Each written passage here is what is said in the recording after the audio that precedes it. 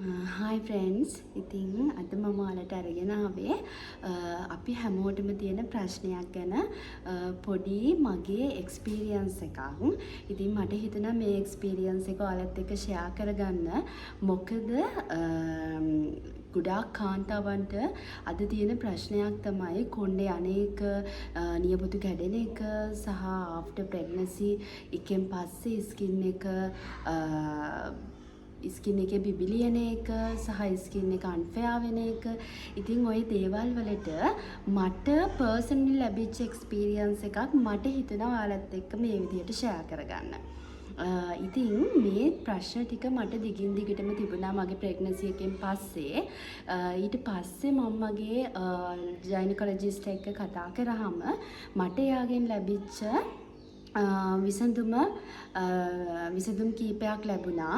ඉතින් ඒ දේවල් තමයි මම ඔයාලත් එක්ක ෂෙයා කරගන්න අද ආවේ. මේක ඇත්තටම කිසිම ප්‍රොමෝෂන් එකක් නෙමෙයි. මේක පර්සනල් අත්දැකීමක් ඔයාලත් එක්ක ෂෙයා කර ගැනීමක් පමණයි.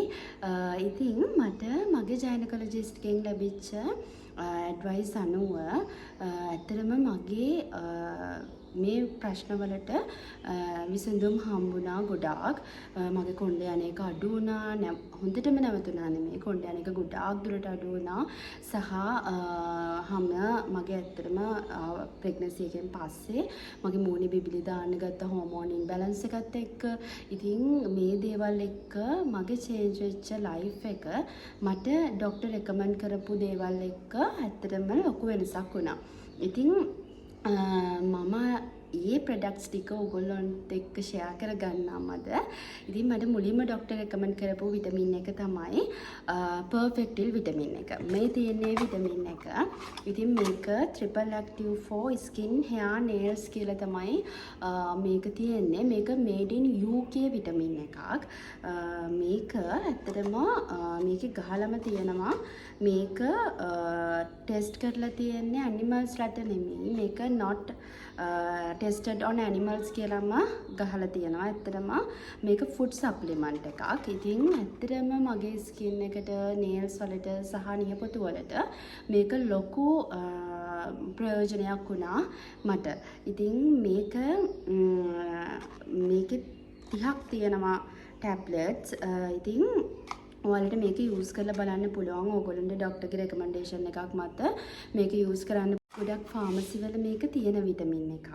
ඉතින් මේකේ එක ටයිප්ස් තියෙනවා. මම යූස් කරන්නේ මේ ට්‍රිපල් ඇක්ටිව් කියන එක. මේකේ ට්‍රිපල් ඇක්ටිව් මැක්ස් එතකොට plus skin plus hair plus nails කියලා මේක එක විදිහට තියෙනවා. හැබැයි මම යූස් කරන්නේ මට ડોක්ටර් ලියලා දුන්නේ මෙන්න මේ විටමින් එක. මේකේ එක ටයිප්ස් තියෙනවා. ඉතින් ඔයාලට මේ විටමින් එක උනත් නැත්තම් ඔයාලට ප්ලස් ස්කින් නම් ඒ විදිහට විටමින් එක ගන්න පුළුවන්. ඉතින් මට අනිත් දේ තමයි ડોක්ටර් කිව්වේ මේකත් එක්කම තව ෆිෂ් ඔයිල් එකක් ඕගොල්ලන්ට යූස් කරන්න පුළුවන් නම් හොඳයි කියලා. ඉතින් මම ෆිෂ් ඔයිල් එක නම් තාම යූස් කරන්න පටන් ගත්තේ නැහැ. මේ විටමින් එක මම මාස 3-4ක් වගේ කාලයක් යූස් කරා. ඉතින් ඇත්තටම හොඳ විටමින් එකක් විදිහට මට මේක රෙකමන්ඩ් කරන්න පුළුවන් ඔයාලට. ඊට පස්සේ මට ડોක්ටර් ලියලා දීපු විටමින් එක තමයි මාම් කැල් විටමින් එක. මෙන්න මේ මාම් කැල් කියන විටමින් එකත් කැල්සියම් අඩු අයට ගොඩාක් හොඳ විටමින් එකක් විදිහට තමයි මේක රෙකමන්ඩ් කරේ. අපේ ওই නියපොතු කැඩෙන ප්‍රශ්න වලට මේ මාම් කැල් කියන විටමින් එකත් මට රෙකමන්ඩ් කරන්න පුළුවන් විටමින් එකක්. මම යූස් කරපු විටමින් එකක් නිසා. ඉතින් මේක උදේ කෑවට පස්සේ තමයි බොන්න තියෙන්නේ.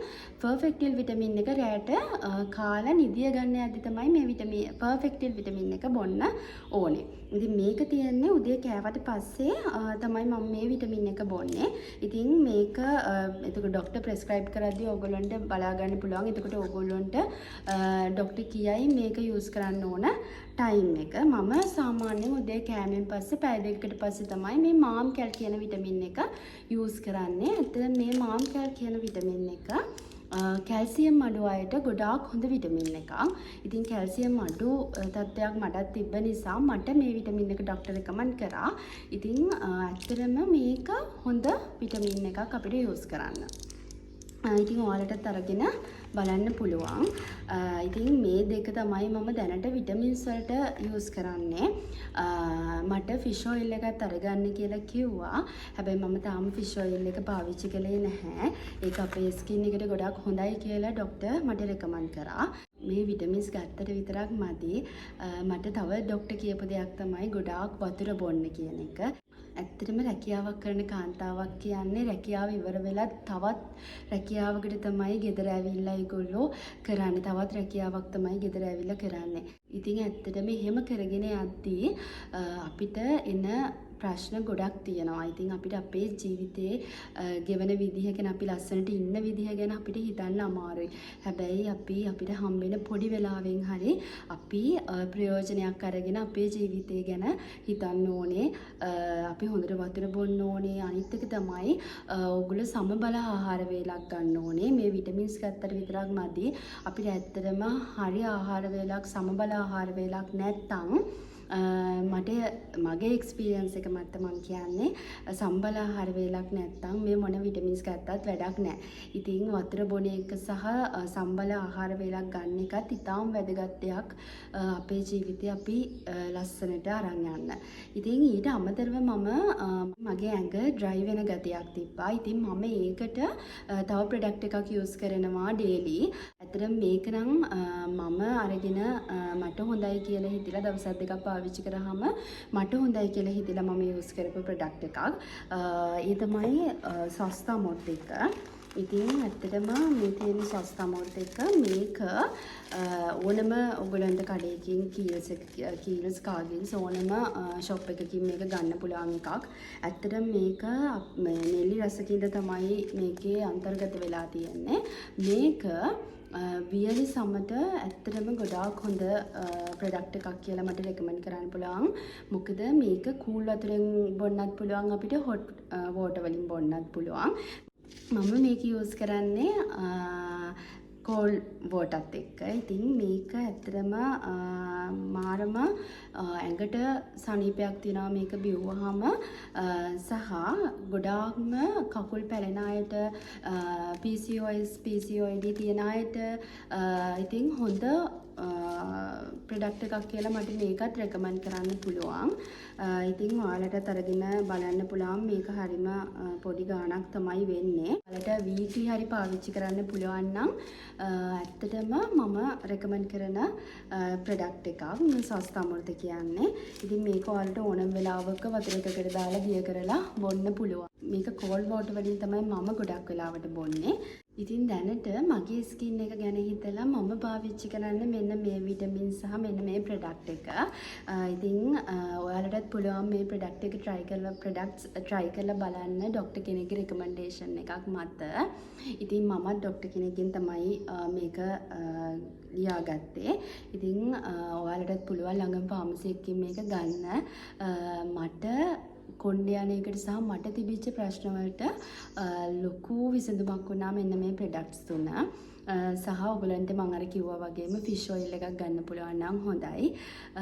ඉතින් අපි කාන්තාවක් විදිහට අපේ පෙනුම ගැන අපේ සෞඛ්‍ය ගැන හැම